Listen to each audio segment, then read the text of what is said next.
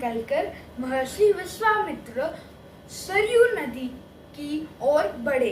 दोनों राजकुमार साथ थे। उन्हें नदी पार करनी थी। आश्रम पहुंचने के लिए विश्वामित्र ने अयोध्या के निकट नदी पार नहीं की। दूर तक सरयू के किनारे किनारे चलते रहे। दक्षिणी तट पर, उसी तट पर जिस पर अयोध्या नगरी थी। वे चलते रहे। नदी के घुमाव के साथ साथ राजमहल पीछे छूट गया। उसकी आखिरी बस्ती भी निकल गई। चलते चलते रास्ते में एक तीखा सा मोड़ आया तो सब कुछ दृष्टि से ओझल हो गया। राम और लक्ष्मण नदी में मुंह हाथ धोकर लौटे। महर्षि के निकट आकर बैठे। विश्वामित्र ने दोनों भाइयों को बला अति बला नाम की विद्या सिखाई। रात में वे लोग वहीं सोए। तिनकों और पत्तों का बिस्तर बनाकर नींद आने तक महर्षि उनसे बात करते रहे। सुबह हो गई और यात्रा फिर शुरू हुई। चलते चलते वो ऐसी जगह पहुंचे जहाँ दो नदियां आपस में मिलती थी। आगे की यात्रा कठिन थी। जंगल से होकर उससे पहले उन्हें नदी पार करनी थी। रात को ऐसा करना महर्षि विश्वामित्र को उचित नहीं लगा। तीनों लोग वहीं रुक गए, संगम पर बने एक आश्रम पर। अगली सुबह उन्होंने नाव से गंगा पार की।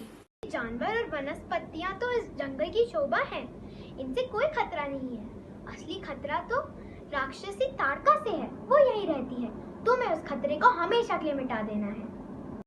जंगल में जैसे तूफान आ गया। विशालकाय पेड़ कांप उठे, पत्ते टूटकर इधर उधर उड़ने लगे। धूल का घना घना बादल छा गया। उसमें कुछ दिखाई नहीं पड़ता था। फिर ताड़का ने पत्थर बरसाने शुरू कर दिए। राम ने उस पर बाण चलाए। लक्ष्मण ने भी निशाना साधा। ताड़का बाणों से घिर चुकी थी।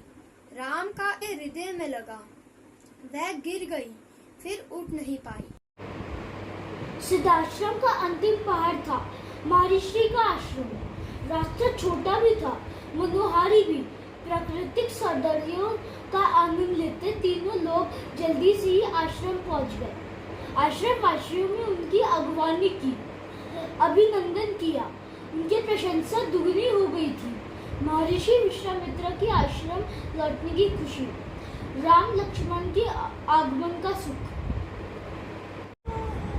राम ने राक्षसों के हमला होते ही कार्रवाई की। धनुष उठाया और मारीच को निशाना बनाया। मारीच बाण लगते ही मूर्छित हो गया। बाण के वेग से बहुत दूर जाकर गिरा, समुद्र के किनारे। वह मरा नहीं।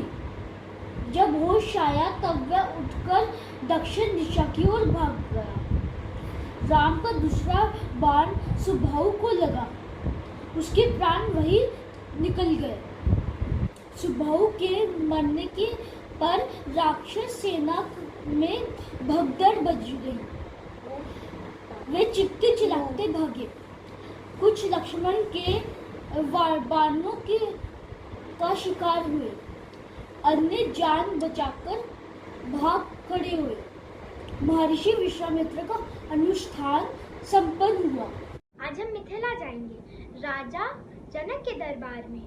मैं चाहता हूँ कि तुम दोनों भी मेरे साथ चलो, उनके आयोजन में हिस्सा लेने। उनके पास एक अद्भुत शिव धनुष है। मैं चाहता हूँ कि तुम भी उसे देखो। ये धनुष देखो। मेरे लिए क्या आ गया है मुनिवर? प्रणाम मुनिवर, आपकी आदेश हो तो मैं शिव धनुष उठा लूं।